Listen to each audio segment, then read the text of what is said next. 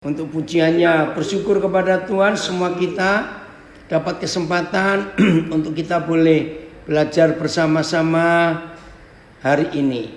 Tema yang dipilih oleh saudara kita dari pesan doa tulus di Balikpapan, temanya adalah menjadi berkat. Mungkin Ari bisa cerita sedikit kenapa memilih tema ini, supaya kita bisa sehati untuk belajar. Kenapa? Karena Pak Arianto ini ketua gengnya. Ayo Ri, cerita dulu. Ya. Thank you. Jadi berkat ini kan tidak hanya berbicara mengenai materi koden ya. Betul. Berkat ini kan bicara mengenai berkat yang terbesar dalam hidup kita ini kan keselamatan hidup kita. Ya. Ya kan. Nah kita ini kan semua sudah diselamatkan, semua sudah menerima Yesus dan sudah diselamatkan. Ini saatnya kita menjadi berkat bagi orang lain. Oh itu, ya terima kasih. Ini Sapa Handi Jaya Negara, terima kasih. Nah saudara, tema kita belajar hari ini hidup yang selalu menjadi berkat. Jadi betul menjadi berkat itu tidak hanya materi. Mereka dari Solo, puji Tuhan, ikut gabung. Lalu apa menjadi berkat itu? Nah kita mulai dengan kata, apa sih berkat itu? Selama ini karena banyak kita mendengar pengajaran yang salah, tiap kali kita mendengar kata berkat, kenapa? Konotasi kita, bayangan kita itu pasti uang, materi, mobil, rumah, kekayaan semua. Nah itu salah besar. Saudara, kata berkat yang sesungguhnya itu adalah segala sesuatu yang tidak ada hubungan dengan uang. Yang disebut berkat adalah segala sesuatu yang tidak bisa dibeli dengan uang.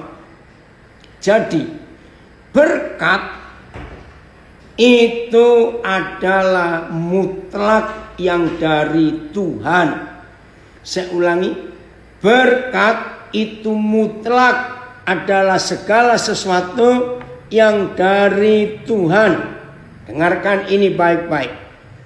Nah, kalau bicara uang, bicara apa saja yang bisa kita dapat dengan uang, tolong mulai hari ini pisahkan bahwa segala sesuatu yang masih ada urusan dengan uang, yang bisa dibeli dengan uang, catat, itu bukan berkat Tuhan, tetapi itu hukum alam.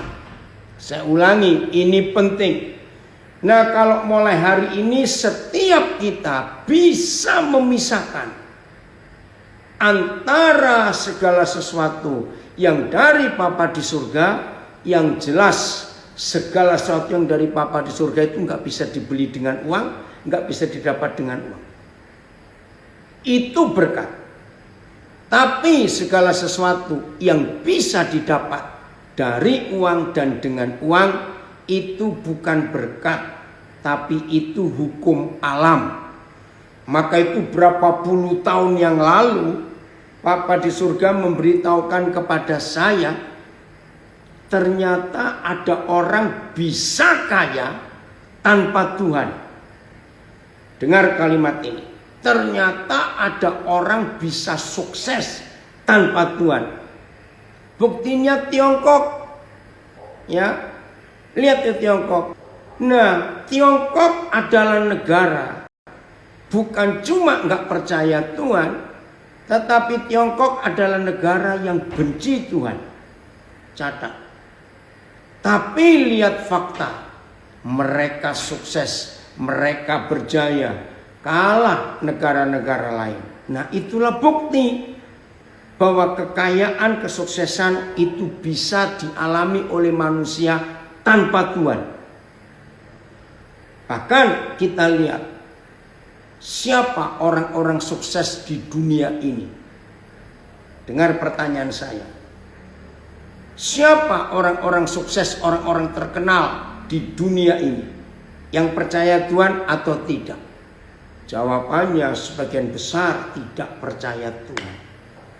Maka itu mulai hari ini kata berkat menjadi berkat, diberkati, itu adalah segala sesuatu yang tidak ada hubungannya dengan uang. Tidak, itu berkat Tuhan. Kenapa Papa buat itu? Supaya ada garis tegas. Ya, supaya ada garis tegas. Sehingga nggak kecampur. Nah, berapa puluh tahun yang lalu Papa memberi saya pengertian. Jadi kaya, bisa sukses tanpa Tuhan. Berbuatlah dosa. Serius. Rajinlah berbuat dosa, rajinlah berbuat jahat, bisa sukses. Karena 3 hal. 1, tiba-tiba dapat warisan. Pasti kaya bukan? 2, rajinlah. Orang Jawa bilang getu. Woi, rajin. Ya, misalnya yang lain kalau punya toko di pasar, yang lain baru buka jam 6 pagi, orang itu buka jam 4 subuh. Yang lain tutup jam 8 malam, orang ini tutup jam 10 malam. Percaya enggak dia pasti kaya dan sukses karena rajin. Nah, yang ketiga, pelitlah. Lengkap sudah.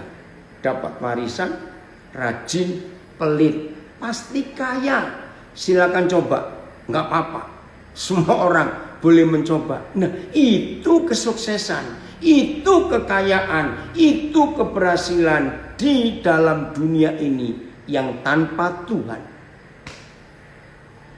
Maka itu saudara, dalam tema yang kita pelajari hari ini, hidup yang selalu menjadi berkat. Buang jauh-jauh konsep berhasil, konsep kaya, enggak. Maka itu ada tulisan, ini terkenal sekali di dunia. Cuma saya enggak ada yang tahu siapa yang menulis. Oh, ini ada anak saya yang nekat. Saya boleh coba enggak? Boleh, silakan. Ini resep gratis kok. Ini ada yang ngotot tanya dari Siantar ini. Nah, saudara, begini tulisan itu. What money can buy? Apa yang bisa dibeli dengan uang? Uang bisa beli tempat tidur yang mewah, yang mahal.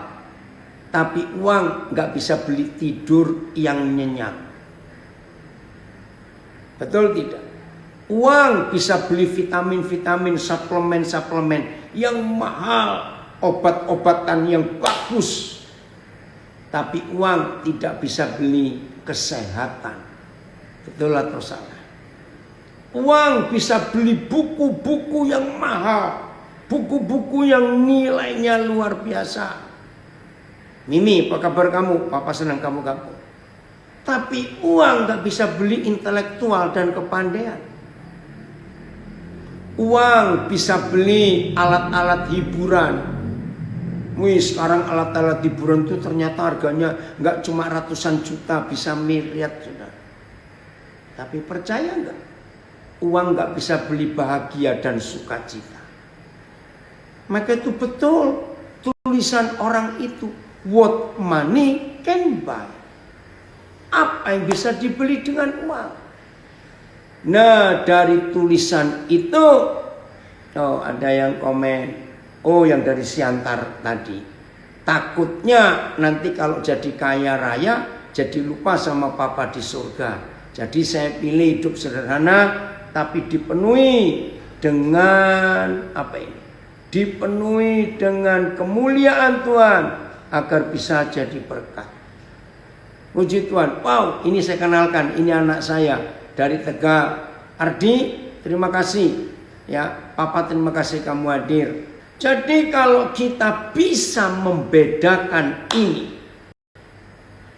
antara berkat Tuhan dan kekuatan uang, maka hidup ini gak akan rancu, gak akan bingung. Jadi pisahkan itu. Maka itu sebagian besar saudara kenal saya. Saya ini sering gak punya uang. Sering. Nah, cuma ini loh jadi masalah. Karena model saya, kalau saya sering nggak punya uang, orang itu sulit percaya. Karena sudah terlanjur modelnya model orang kaya. Maaf saya ngomong, lu betul nggak? Orang sulit percaya. Kalau saya itu sering nggak punya uang, ya udahlah nggak apa-apa. Ya lebih enak dianggap tetap kaya walaupun sering nggak punya uang. Tapi saya nggak pernah pusing. Maka itu saya bersyukur punya istri yang luar biasa. Walaupun sering nggak punya uang, kami nggak panik. Nah, karena apa? Saya sudah bisa membedakan berkat Tuhan dan kekayaan dunia itu ternyata beda. Jadi ngerti ya sekarang? Buktinya, oh ya Yudi, we get here, guten Tag. Ini teman saya dari Jerman. Nah buktinya selama COVID-19 ini, maaf ini saya cuma memberi kesaksian. Karena itu sering kita dengar. Lihat ini selama COVID-19. Berapa kali saya dengar cerita tentang orang-orang kaya yang ada anggota keluarganya dinyatakan positif. Apalagi sampai masuk rumah sakit. Aduh sudah mulai sesak nafas. Begini yang saya sering dengar. Mereka berkata, wajar saudara. Karena mereka kaya. Dokter, carikan obat yang paling mahal dan paling bagus. Berapapun kami mampu untuk membayarnya. Bahkan kalau perlu impor dari luar negeri dokter. Supaya keluarga kami ini sembuh. Tapi masalahnya COVID-19 itu sampai hari ini gak ada obatnya. Betul tidak? Bahkan tidak sedikit saya dengar mereka dokter, carikan alat ventilator atau apa yang paling bagus.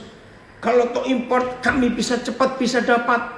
Mungkin 2 hari bisa datang karena uangnya ada.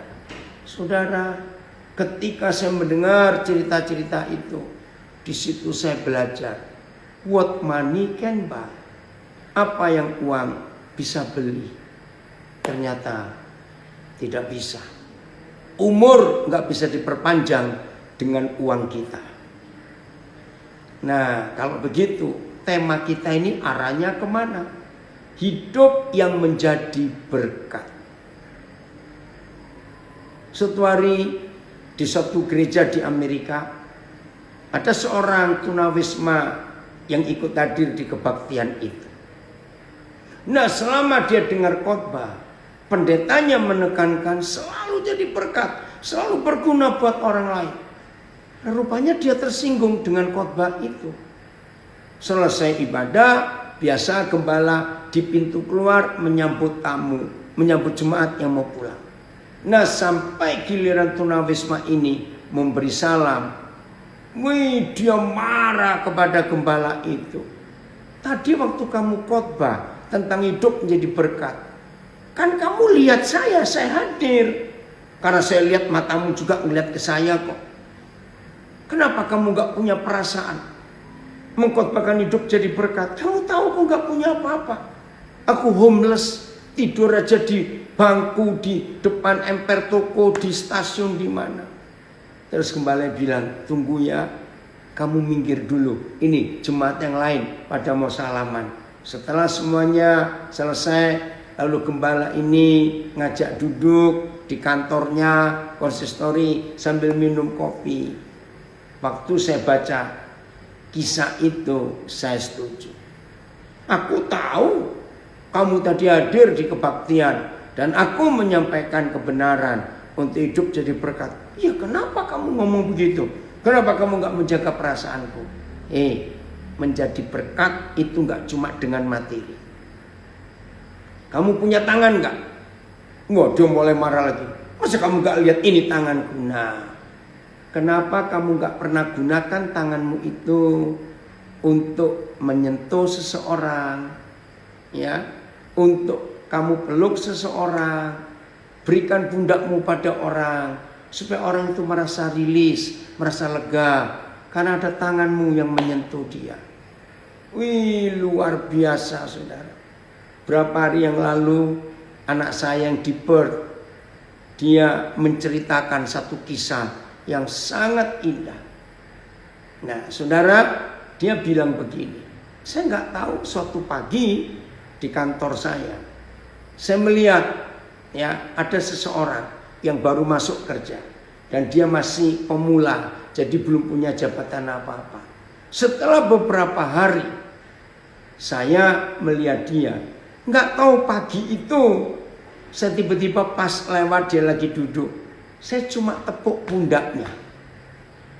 Saudara, anak saya ini kaget. Begitu ditepuk pundaknya cuma tanya apa kabar. Ini orang menangis. Nah, anak saya ini bingung. Loh, kena apa? Saudara, luar biasa. Sentuhan tangan itu membuat dia lega betul.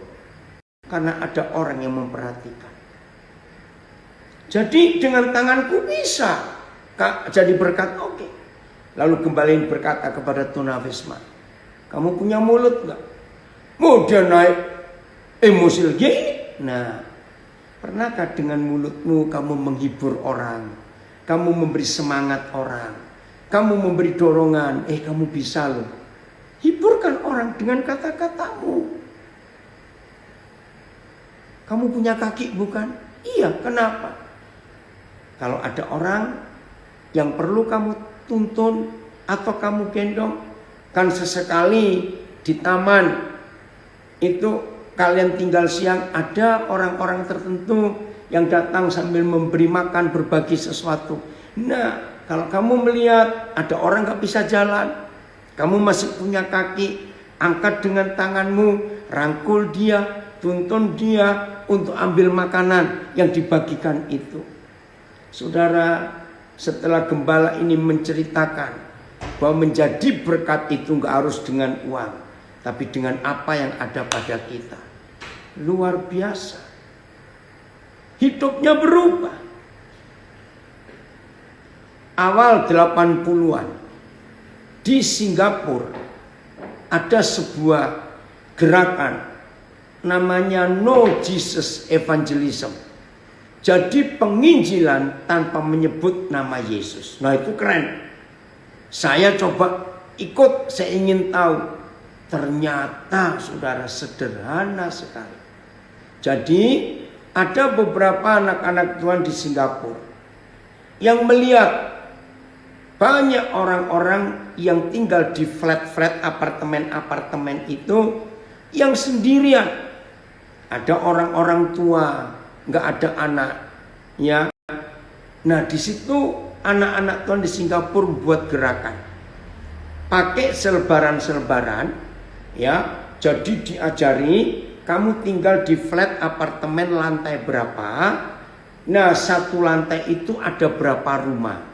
Nah, coba kamu tempelkan tulisan, ya. Siapa yang membutuhkan bantuan untuk belanja. Nah, ada orang-orang tua yang sudah susah jalan, apalagi naik turun lift itu, terus jalan harus ke supermarket atau ke toko. Nah, di dalam tulisan itu kami siap untuk membantu. Saya ada di lantai sekian, apartemen nomor sekian, ini nomor telepon. Dan gak cuma itu yang buat saya kagum begini. Ada orang-orang cukup banyak di Singapura yang punya binatang peliharaan. Entah kucing, entah anjing, entah ikan dalam akuarium atau burung. Nah, kalau mereka harus pergi berapa saat, ya, berapa hari, bingung siapa ini. Memang ada penitipan binatang peliharaan, tapi kan bayar. Nah, anak-anak Tuhan itu dalam tulisannya berkata gini, kalau Anda punya binatang peliharaan, pet istilahnya, dan ada kesulitan merawat, beritahu kami. Ada tulisan lagi, mungkin Anda susah untuk cuci pakaian, beritahukan kami. Jadi untuk bantu cuci pakaian di rumah orang-orang itu, sampai membersihkan rumah. Kalau Anda perlu tenaga kami untuk bersihkan rumah, beritahu kami. Dan semuanya dikatakan for free, nggak bayar. Saudara, berbulan-bulan ada lawatan Tuhan yang luar biasa di Singapura. Ternyata tidak sedikit orang yang terima Yesus karena praktek kasih itu. Apalagi di zaman orang hidup egois di akhir zaman ini. Tahu-tahu ada orang-orang yang punya hati, punya waktu, punya tenaga untuk membantu orang lain. Kira-kira saudara punya gambaran enggak? Hidup yang selalu menjadi berkat. Enggak harus uang, enggak harus. Perhatian kita bisa membuat orang itu mengalami sentuhan kasih Tuhan. Saya harap contoh-contoh ini menyadarkan kita bahwa kita bisa menjadi berkat di dalam kekurangan kita. Betul? Maka itu gak ada alasan untuk hidup kita gak jadi berkat. Gak ada alasan. Lihat Yusuf, narapidana, tapi dia bisa jadi berkat. Itu luar biasa. Coba saya buktikan. Kejadian 39 ayat yang ke-20. Coba lihat Kejadian 39 ayat yang ke-20. Ini di dalam penjara, saudara. Bisa jadi berkat. Ya. Lalu Yusuf ditangkap oleh tuannya dan dimasukkan ke dalam penjara. Enggak sekedar penjara, tapi tempat tahanan-tahanan raja dikurung. Berarti tahanan politik. Ya, jadi penjahat-penjahat negara, tempat tahanan-tahanan raja dikurung. Demikianlah Yusuf dipenjarakan di sana. Ayat 21. Apa yang terjadi? Lihat ayat 21. Kata pertama sudah menarik sekali. Tetapi, nah ini saudara, kalau saudara baca Alkitab, setelah keadaan begini-begini, ya, dari Calgary, puji Tuhan, kamu udah hadir juga. Ketika Yusuf ditangkap dan dimasukkan ke dalam penjara, tempat tahanan raja dikurung. Tetapi, nah kata tetapi ini penting. Yahweh menyertai Yusuf. Saudara, inilah modal satu-satunya. Saya ulangi, inilah modal satu-satunya bahwa saudara dan saya bisa selalu menjadi berkat. Apa itu? Kalau Bapa di surga selalu menyertai kita. Wih, ini luar biasa. Tetapi perhatikan, Yahweh menyertai Yusuf. Jadi gak main-main penyertaan Tuhan Bapa di surga atas Yusuf. Nah, terus ada apa? Coba perhatikan, ada apa? Wih, ini dia saudara. Kalau Tuhan menyertai Yusuf, ya, berarti hidupnya selalu berhasil. Akibat Tuhan menyertai Yusuf dan melimpahkan kasih setianya kepada Yusuf. Melimpahkan. Saya baca terjemahan yang lain supaya kita tahu. Namun Yahweh menyertai Yusuf dan menunjukkan kasih kepadanya dan mengarunianya perkenanan di mata kepala penjara, ya, dan membuat Yusuf kesayangan bagi kepala penjara itu. Terjemahan lama. Tetapi disertai Yahweh akan Yusuf dan ditunjukkannya kasihnya akan dia dan diadakannya bahwa Yusuf mendapat kasihan daripada penghulu penjara itu, BIS. Tetapi Yahweh menolong Yusuf dan terus mengasihinya sehingga kepala penjara suka kepadanya.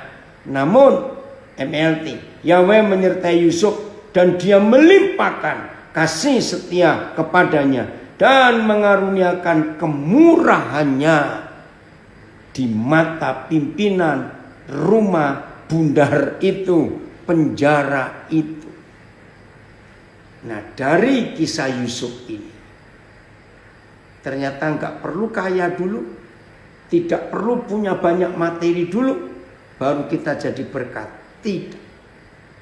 Yusuf ini orang statusnya narapidana, tetapi karena Yahweh menyertai dia, ya perhatikan, karena Yahweh menyertai dia, maka itu dilimpahkannya, ya, mengaruniakannya, melimpahkannya berkat surgawi yang bukan berupa materi, sehingga di dalam penjara pun, tempat tahanan raja-raja dikurung, Yusuf tetap bisa jadi berkat, saudara.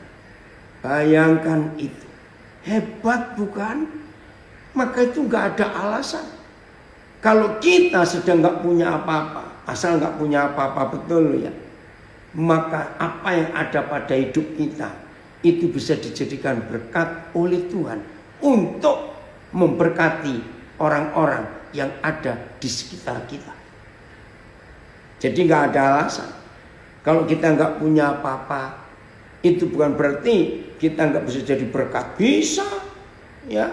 Karena ada banyak hal yang Tuhan limpahkan di hidup kita. Itulah kasih setianya, itulah kemurahan hatinya, sehingga orang-orang yang ada di sekitar kita kena dampaknya. Hebat bukan? Maka itu nggak ada alasan. Jadi mulai hari ini, saudara, biarlah setiap kita selalu siap sedia untuk kita berguna dan menjadi berkat buat siapa saja lewat hidup kita, karena sumbernya adalah Tuhan sendiri. Keren ya kalau begitu. Wah, bayangkan kalau tiap hari kita seperti itu, hidup ini luar biasa. Nah, saya mau bacakan Yeskiel pasal 47. Yeskiel pasal 47. Ada sungai, ya, yang selalu menjadi berkat. Kita akan lihat prinsip sungai itu. Ya, ayat 1 saya akan baca dulu. Kemudian ia membawa aku kembali ke pintu bait suci, dan sungguh ada air keluar dari bawah ambang pintu bait suci itu. Air keluar dan mengalir menuju ke timur, sebab bait suci itu menghadap ke timur. Dan air itu mengalir dari bawah bagian samping kanan dari bait suci itu sebelah selatan mesbah. Ada air. Saudara, masih ingat Tuhan Yesus berkata kepada kita dalam Yohanes 7:38, kalau kita percaya kepada Tuhan Yesus seperti yang dikatakan oleh kitab suci, maka hidup kita, dari hati kita akan mengalir aliran-aliran air hidup. Nah, mendengar kata air yang mengalir, ingat loh, enggak semua air itu mengalir, betul? Tapi kalau kita mendengar ada kata air yang mengalir, coba renungkan kalimat ini. Kalau kita mendengar ada kalimat, ada orang berkata, wih, air itu mengalir, tanpa melihat air yang sedang mengalir itu, coba ikut merasa nggak ada yang segar di hati kita? Hanya mendengar orang ngomong itu ada air mengalir, belum lihat. Tapi kata atau kalimat air mengalir itu, bisa ikut segar loh di dalam hati kita. Aneh bukan? Nah, itulah air yang mengalir. Karena ada air yang mampet. Ada air yang tidak mengalir. Nah, air yang tidak mengalir itu namanya got atau selokan. Pasti airnya kotor, busuk. Ya, Icat, fresh. Menyegarkan sekali. Itu air yang mengalir.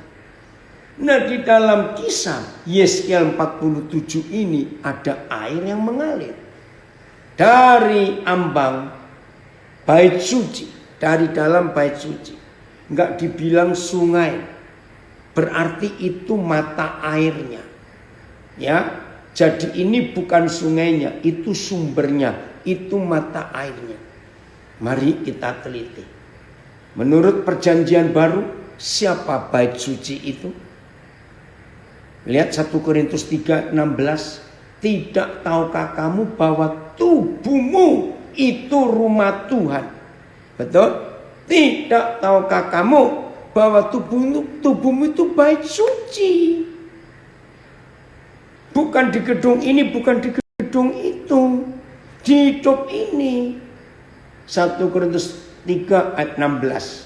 Baik, saya baca karena ditayangkan. Tidak tahukah kamu bahwa kamu adalah bait Tuhan dan bahwa roh Tuhan diam di dalam kamu? Ayat. Tidak tahukah kamu bahwa kamu adalah bait Tuhan dan roh Tuhan tinggal di dalammu? TSI. Jadi kalian harus mengerti bahwa kita semua merupakan rumah Yahweh. Terima kasih Tuhan. Dan roh Tuhan hidup di dalam kita. Semuanya sama. Jadi saudara dan saya ini bait sucinya. Jadi kalau menurut Yeskiel 47, kembali lagi ke Yeskiel 47, satu terjemahan saja. Jadi kalau kita mengacu kembali kepada Yeskiel 47, ada air yang memancar keluar dari dalam bait suci. Berarti dalam hidup saudara dan hidup saya yang adalah bait suci Tuhan sendiri, ada sumber air hidup. Ini yang membuat kita bisa jadi berkat. Terus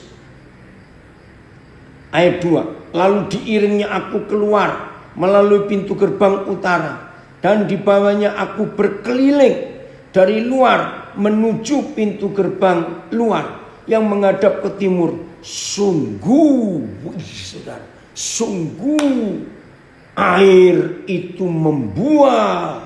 Kalau kata membuah, air itu melimpah dari sebelah selatan. Sedang orang itu pergi ke arah timur dan memegang tali pengukur di tangannya yang mengukur 1000 hasta dan menyuruh aku masuk ke dalam air itu. Maka dalamnya sampai ke mata pergelangan kaki. Wih, ini terus diukur. Ayat yang kelima. Ya, lihat ayat yang kelima. Sekali lagi ia mengukur 1000 hasta lagi. Sekarang tolong dicatat ayat 5 ini. Sekarang air itu sudah menjadi sungai dari mata air yang keluar dari dalam bait suci, dan air itu mengalir terus.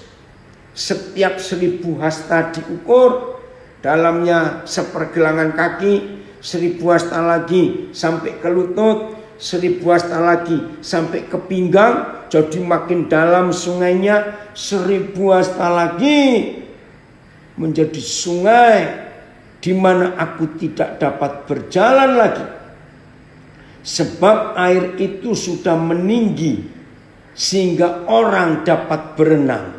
Suatu sungai yang tidak dapat diseberangi lagi.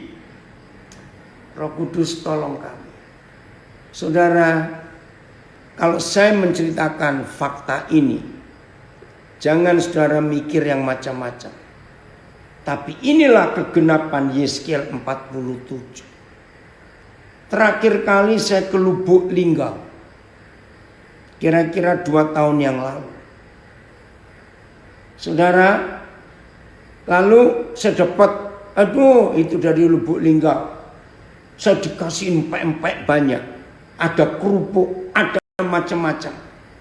Mau ditolak bagaimana? Nggak ditolak sudah sampai di bandara. Nah sekarang saya kerepotan bagaimana bawanya ini. Maka satu-satunya cara saya cari orang yang wrapping, yang bungkus itu. Akhirnya ada. Nah namanya Ronald, anak itu. Saudara, lalu Roh Kudus ngomong sesuatu pada Ronald ini. Oh ya, ya udah. Akhirnya saya minta nomor teleponnya. Saya bilang nanti Bapak akan kontak kamu. Nggak taunya waktu itu naik wings, terlambat. Ya udah, karena delay, maka saya kontak. Dia masuk ke ruang tunggu karena sudah sepi, karena penumpang sudah masuk semua. Dia kaget, kok saya tahu masa lalunya. Saudara, kalau Roh Kudus bilang saya, kuliahkan dia, maka saya akan kuliahkan. Nah ternyata dia sempat putus kuliah. Dia sudah kuliah karena dia nggak bisa bayar.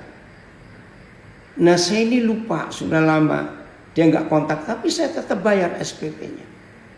Seminggu yang lalu sebelum Lebaran dia kontak saya. Dia panggil, Papa terima kasih. Wih luar biasa, Tuhan sudah berkati dia. Nah saya mau cerita begini. Apa yang tertulis di Yeskiel 47 ayat 5. Sejak berapa banyak tahun yang lalu, air itu baru mengalir sedikit dari hidup saya sebagai bait suci. Ya.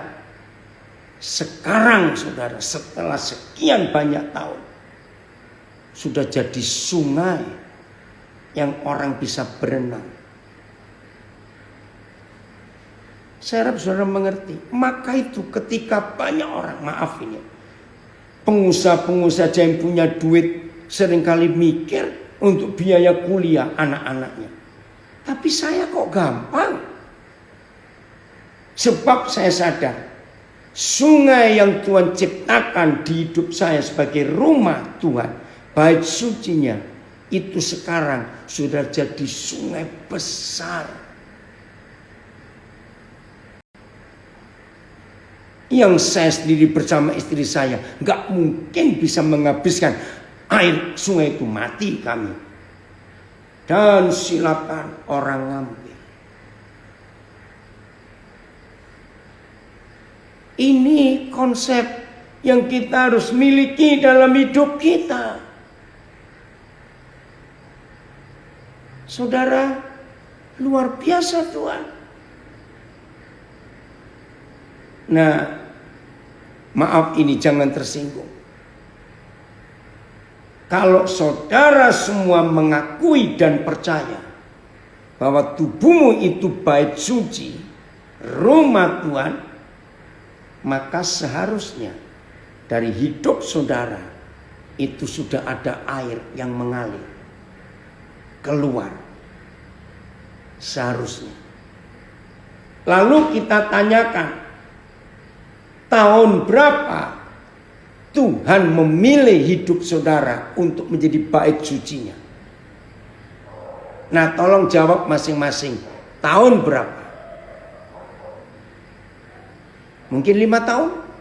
Mungkin 10 tahun. Saya tidak tahu. Seharusnya. Ini anak saya dari Timika. Betul lah Jun? Luar biasa. Saya kalau ingat anak saya namanya Acun ini unik. Waktu itu saya dari Timika mau ke Jakarta. Ternyata pesawatnya delay. Nah saya lihat Acun ini ternyata lagi ngantar pacarnya. Nah Roh Kudus bilang sesuatu. Jadi saya ada kesempatan untuk saya keluar sebentar ngejar dia. Kaget dia. Terus saya minta nomor teleponnya. Waduh, sekarang dia jadi hamba Tuhan. Bagaimana khotbahmu Hari apa itu? Di antara orang-orang muda Jun yang kamu tanya papa. Hanya gara-gara ngantar pacar. Pesawat saya delay. Dan Roh Kudus bilang sesuatu. Hidupnya berubah sampai hari ini. Nanti kamu beri kesaksian ya. Ini dia gabung di Facebook. Maka itu tahun berapa saudara menjadi bait suci Tuhan yang terpanggil dan terpilih? Coba buka lagi Yeskel 47 ayat 1. Ini loh konsep hidup yang selalu menjadi berkat. Saya baca lagi ayat 1-nya Yeskel 47. Kemudian ia membawa aku kembali ke pintu bait suci.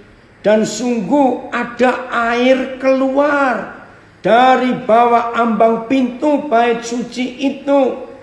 Ada air keluar. Berarti masih kecil sumbernya karena baru hari itu. Dan mengalir menuju ke timur. Sebab bait suci itu menghadap ke timur. Dan air itu mengalir dari bawah bagian samping kanan dari bait suci itu.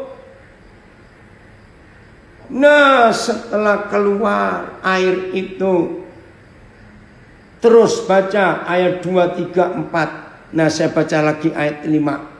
Ada yang memberi komen. Wah, firman Tuhan yang dihidupi dan menjadi kenyataan. Saya ingin belajar, walau amat sulit buat saya. Nggak sulit. Airnya bukan dari kita kok yang buat air. Kita cuma jadi bait suci. Airnya keluar sendiri. Ngapain sulit? Maaf. Yang sulit itu orang yang pelit. Maaf. Loh kan airnya keluar sendiri. Kan bukan kita yang buat air itu. Sekali lagi ayat 5. Perhatikan. Ia mengukur 1000 hasta lagi. Sekarang air itu sudah menjadi sungai. Dari air yang keluar. Dari dalam bait suci. Ternyata setelah sekian waktu keluar. Jadi sungai. Oke Lim, dari Banyuwangi anak saya hadir. Bagaimana urusan dengan bank itu? Papa belum dengar kabarnya. Ini yang luar biasa. Ini siapa ya? Rina W. Maaf. Dia komen begini. Terima kasih Tuhan Yesus luar biasa. Memakai Bapak. Membawa saya ke Nabire. Dan Tuhan mengizinkan belajar selama 3 tahun lebih. Ikut pelayanan pesat 2015-2018 pertengahan. Dan 2018 Tuhan bawa ke Yaro. Maaf ini lupa. Siapa Rina. Oke ya. Nah saudara. Dari air menjadi sungai. Kalau sudah sungai. Terus saya baca lagi ayat 5 ya. Sekali lagi yang mengukur 1000 hasta lagi. Sekarang air itu sudah menjadi sungai. Di mana aku tidak dapat berjalan lagi. Sebab air itu sudah meninggi. Sehingga orang dapat berenang. Suatu sungai yang tidak dapat diseberangi lagi. Maaf saudara. Ini yang saya alami. Dalam hidup saya. Maka itu dengar. Setelah bait suci Tuhan itulah hidup saya. Dari air sedikit sekian puluh tahun yang lalu. Air itu mulai keluar. Dan sekarang sudah jadi sungai yang besar. Saya sudah nggak tahu lagi. Air sungai ini sudah sampai kemana saja. Saya tidak tahu. Maka nggak ada kesulitan untuk menjadi berkat. Karena menjadi berkat itu otomatis. Saya ulangi. Hidup yang menjadi berkat itu otomatis. Tidak perlu perjuangan. Maka itu yang masih merasa harus berjuang menjadi berkat. Saudara salah konsep. Saya ulangi. Kalau hidup saudara dan hidup saya. Ada aliran air yang keluar. Dan sekarang sudah menjadi sungai. Maka setiap sungai itu nggak perlu berjuang untuk menjadi berkat. Di mana ada sungai yang mengalir, orang datang sendiri. Maka itu salah kalau saudara masih berjuang untuk menjadi berkat, salah. Dari Timika, Firman yang sangat memberkati. Saya percaya di saat kita diberkati, kita harus memberkati tanpa harus takut kita kekurangan. Amin. Karena Yahweh yang mencukupkan semuanya. Ya otomatis sungai tadi. Sungai itu nggak bisa pelit. Kalau sungai pelit pasti banjir dan membunuh banyak orang. Sungai itu harus berbagi. Oh, ada yang komen sampai ke saya dan menjadi berkat buat saya. Amin, betul. Jadi nggak ada sungai pelit. Kalau sungai itu pelit, dia membunuh banyak orang. Loh, apa artinya? Sungai pelit berarti mempersempit muara. Bayangkan kalau muara sungai dipersempit, banjir, airnya balik, saudara. Jadi nggak ada alasan untuk kita nggak bisa jadi berkat. Karena itu otomatis dalam kehidupan saya, dalam kehidupan saudara. Oke, ada yang komen ini dari Bogor.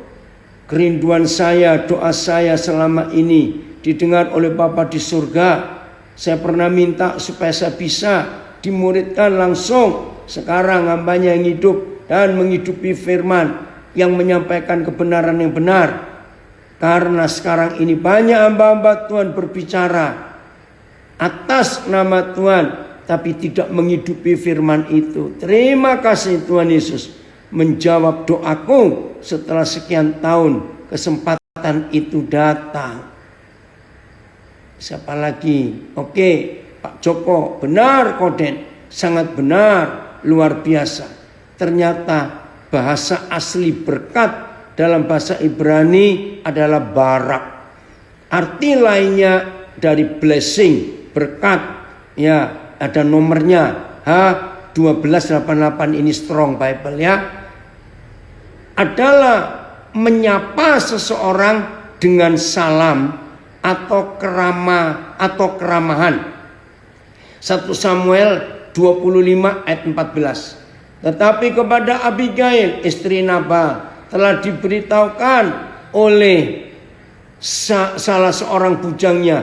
Katanya, ketahuilah Daud menyuruh orang dari padang gurun untuk memberi salam, memberi berkat kepada Tuhan kita, tetapi ia memaki-maki mereka. Terima kasih Pak Joko untuk tulisan ini. Nah, inilah fakta. Kalau kita sudah jadi sungai, otomatis jadi berkat. Oh, ada yang komen, sungai pelit sambil tertawa. Betul, ada sungai pelit, yaitu mempersempit muara karena hemat-hemat terus. Barak Asyir. Oke, Ica. Amin. Hidup itu diberkati untuk memberkati, terlebih menjadi berkat keselamatan bagi orang lain. Betul.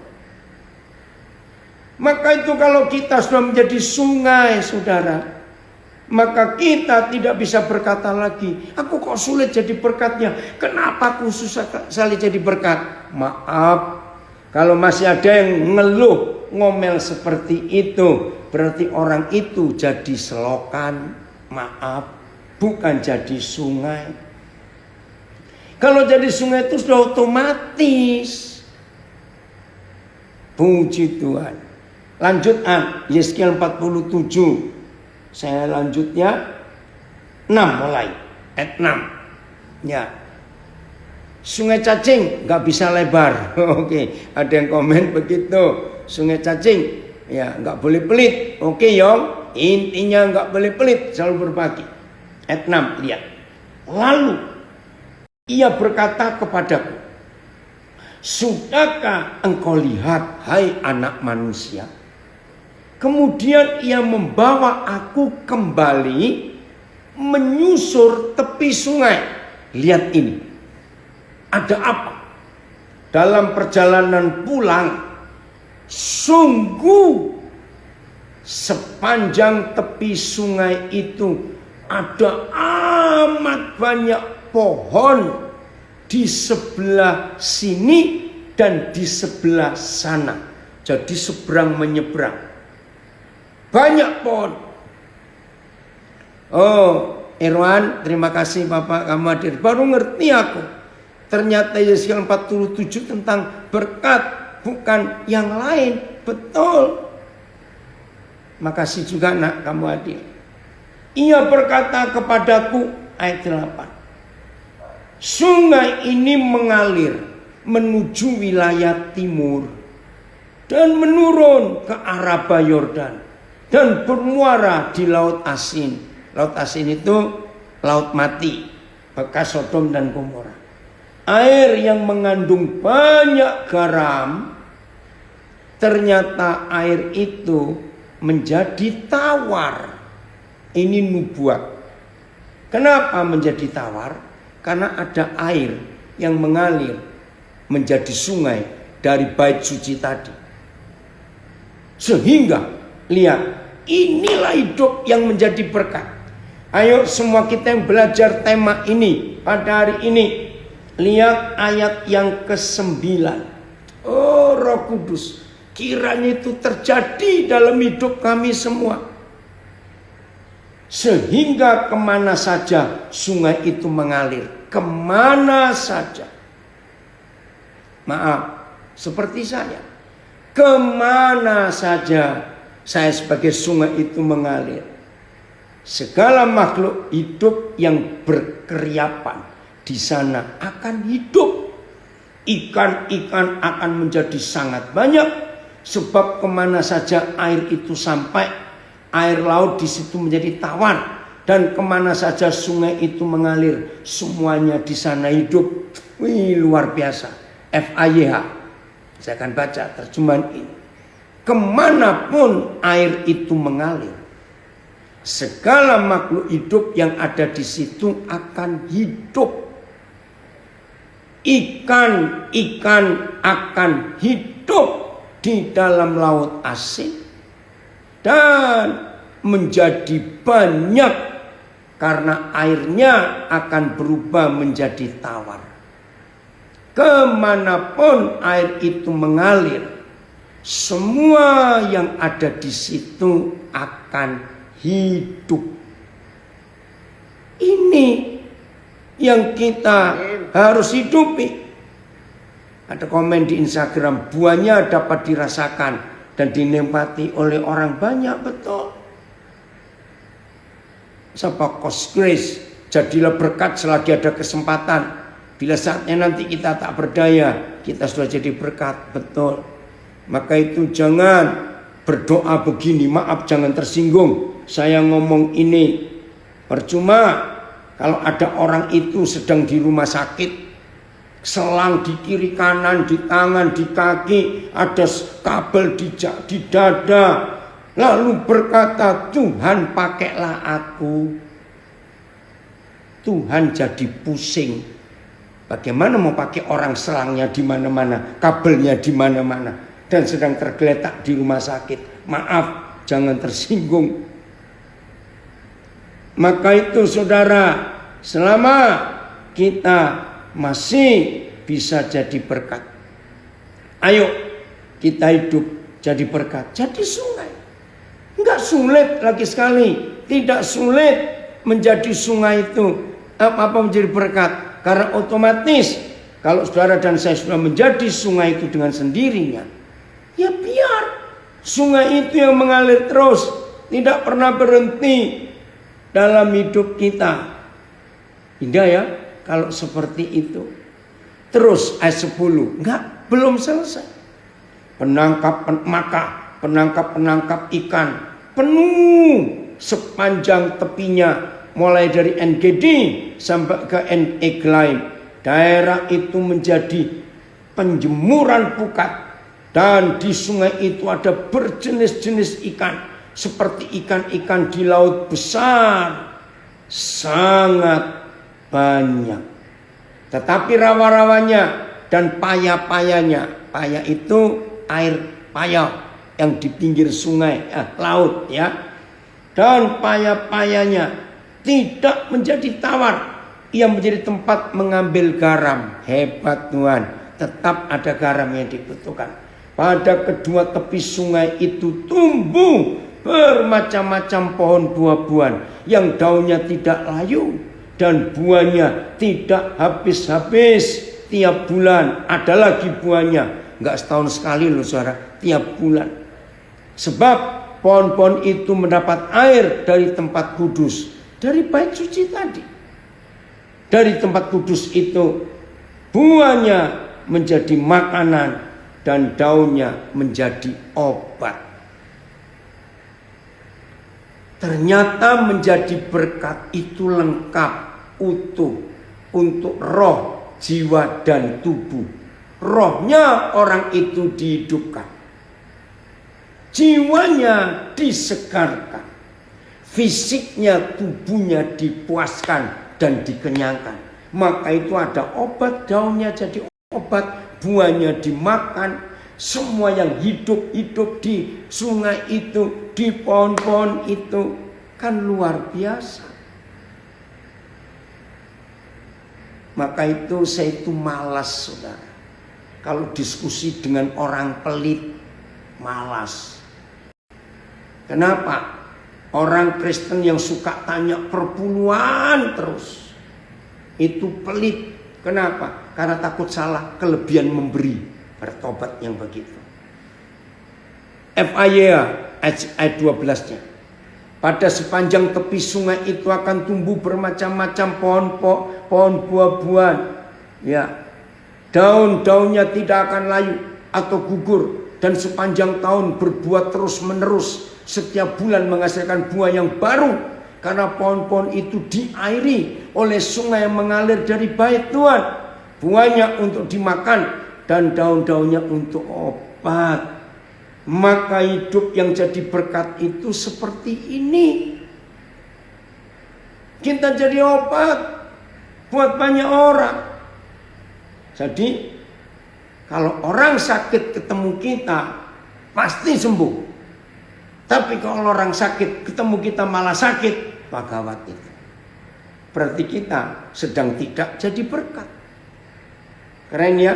Nah ternyata nubuat ini itu tertulis di kitab Wahyu 22 ayat 2. Coba kita lihat, ini ayat yang terakhir. Nah herannya, Yeskiel itu gak pernah ketemu Yohanes, murid Yesus. Tapi apa yang Tuhan ilhamkan, wahyukan kepada mereka berdua, itu sama. Wahyu 22 ayat 2. Ya, puji Tuhan. Dari Facebook banyak jadi berkat. Di tengah-tengah jalan kota itu, yaitu di seberang menyeberang sungai itu. Catat, Yeskiel gak pernah ketemu Yohanes. Kok bisa sama pewahyuannya? Di tengah-tengah jalan kota itu, yaitu di seberang menyeberang sungai itu, ada pohon-pohon kehidupan yang berbuah 12 kali. Tiap bulan sekali. Nggak ada. Di dunia nggak ada pohon yang buat tiap bulan sekali. Buah tahun itu setahun sekali rata-rata. Tapi ini pohon yang khusus. Dan daun-daun pohon itu, dan daun pohon-pohon itu dipakai untuk menyembuhkan bangsa-bangsa. Haleluya. FAYH. Di tengah-tengah jalan raya kota itu, pada kiri kanan sungai itu tumbuh pohon-pohon kehidupan yang mengeluarkan 12 macam buah. Oh beda ini, 12 macam buah. Wah ini unik. Satu pohon ada 12 macam buah. Aduh, kita harus cari itu. Ternyata nggak usah dicari. Itulah hidup saudara dan hidup saya. Kalau kita bait sucinya, maka kita juga jadi sungai. Kalau kita jadi sungai, maka di sepanjang kiri kanan hidup kita ada pohon-pohon yang memberi banyak kesembuhan dan berkat buat banyak orang. Yang mengeluarkan 12 macam buah dan berbuah sebulan sekali. Daun-daunnya dipakai sebagai obat untuk menyembuhkan bangsa-bangsa. Luar biasa. Pohon apa ini? Yang setiap kali buah bisa 12 macam. Hebat. Inilah hidup yang menjadi berkat. Sungguh saudara, berapa tahun yang lalu pertama kali Tuhan menetapkan saudara menjadi bait sucinya. Ada komen dari Belanda, Luar biasa khotbahnya. Membangkitkan mereka-mereka yang tidur. Betul. Ayo. Ada lagu rohaninya. Lagu apa? Sungai surgawimu mengalir, sungai sukacitamu. Betul. Jadi saudara, kalau kita bisa menjadi sungai itu, ayo bertobat. Yang sering menanyakan mengenai perpuluhan, iya nggak penting itu. Capek saya jawab soal perpuluhan. Dari air yang sehat akan tumbuh pohon-pohon yang subur. Betul sekali. Siapa? Queen Lang. Oke. Jadi siapnya mulai hari ini hidup menjadi berkat. Nggak sulit, nggak susah, nggak berat. Itu otomatis. Catat. Hidup menjadi berkat. Tidak perlu pergumulan, nggak perlu perjuangan, nggak perlu doa puasa, nggak perlu. Hidup yang menjadi berkat itu otomatis. Karena kita bait sucinya dan air itu mengalir jadi sungai. Dan sudah berapa tahun saudara jadi di bait suci, seharusnya sungainya sudah besar sekali. Maaf, itu yang saya alami sampai hari ini. Saya bersyukur terus tiap hari bisa jadi berkat buat banyak orang. Maka itu ayo mulai hari ini saudara, kita menjadi sungai yang gratis. Tidak perlu berjuang, bergumul. Terima kasih Bapak kamu hadir. Betul. Selalu begitu dalam hidup ini. Tuhan Yesus memberkati. Gak usah takut menjadi berkat. Itu dengan sendirinya. Biar jadi sungai yang terus mengalir airnya. Jadi pelaku firman ya, gak cuma mendengar. Amin.